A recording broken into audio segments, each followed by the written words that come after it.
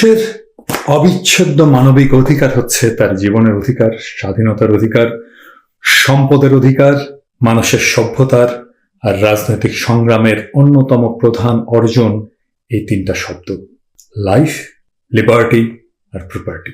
বাংলাদেশের মানুষের এই অলঙ্ঘনীয় তিনটা মানবিক অধিকার হারিয়ে ফেলেছে।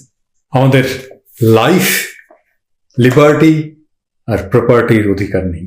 আমরা কেউই জানি না কে কবে কিভাবে আমাদেরকে তুলে নিয়ে যাবে, তারপর আমাদের হদিস পাওয়া যাবে না।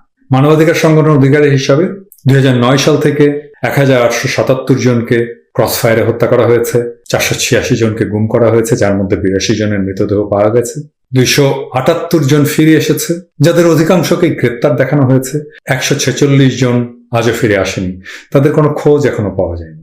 আমাদের মত প্রকাশের স্বাধীনতা নেই, সভা সমাবেশের স্বাধীনতা নেই, প্রতিবাদ করার স্বাধীনতা নেই, এমনকি 5 বছর পর পর ভোট দিয়ে দুঃশাসনের অবসান ঘটানোর স্বাধীনতাটুকু কেড়ে নেওয়া হয়েছে।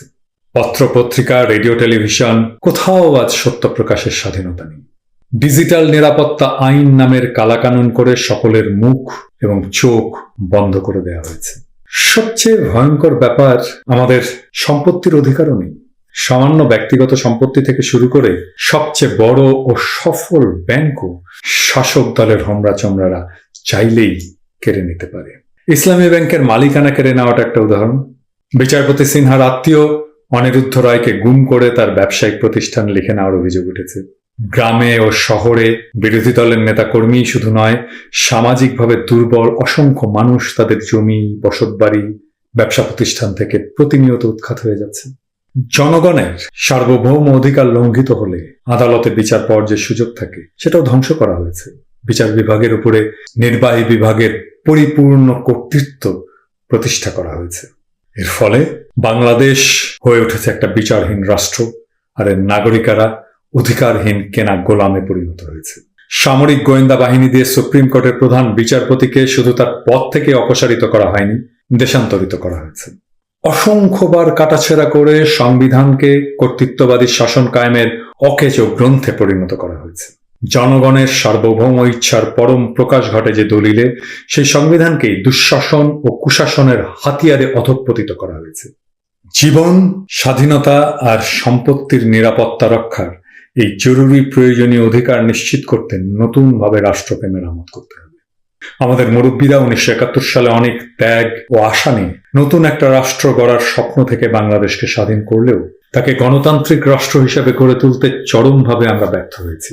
বাংলাদেশে ব্যক্তি নাগরিক হয়ে উঠতে পারেনি, রাষ্ট্র তাই জনগণের অভিপ্রায়ের পরম অভিব্যক্তি হয়ে উঠতে ব্যর্থ হয়েছে।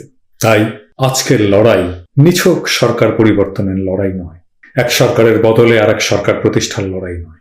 এটা রাষ্ট্র পুনর্নির্মাণের নতুন রাজনৈতিক প্রক্রিয়া। এটা জনগণের সার্বভৌম অভিপ্রায় প্রতিষ্ঠার লড়াই। বাংলাদেশকে একটা অগ্রসর রিপাবলিক হিসেবে গড়ে তুলতে হবে, যেখানে আপনি সংখ্যায় বেশি হন বা কম হন, আপনি যে কোনো ধর্মের হন, আপনি সাঁওতাল হন, গারো বা চাকমা হন, খ্রিস্টান হন বা মৌলবাদী হন, নারী বা পুরুষ নির্বিশেষে সবাই সমান মানবিক মর্যাদায় সেই রিপাবলিকে শান্তিতে বসবাস করবেন। আপনাদের সকলেরই কথা বলার জায়গা থাকবে। কথা বলার জন্য কেউ আপনাকে গুম করবে না, ক্রসফায়ারে মেরে ফেলবে না। কাউকে তার চিন্তা বা বিশ্বাসের কারণে পাকিস্তান বা ইন্ডিয়ায় চলে যাওয়ার নসিহত দেওয়া হবে না। জনগণের যেই ক্ষমতা কেড়ে নেওয়া হয়েছে, সেই ক্ষমতা তারা সেই রিপাবলিকে ফিরে পাবে। আমরা বাঙালি নাকি বাংলাদেশি সেই কূটতর্কে কাউকে লিপ্ত হতে হবে না।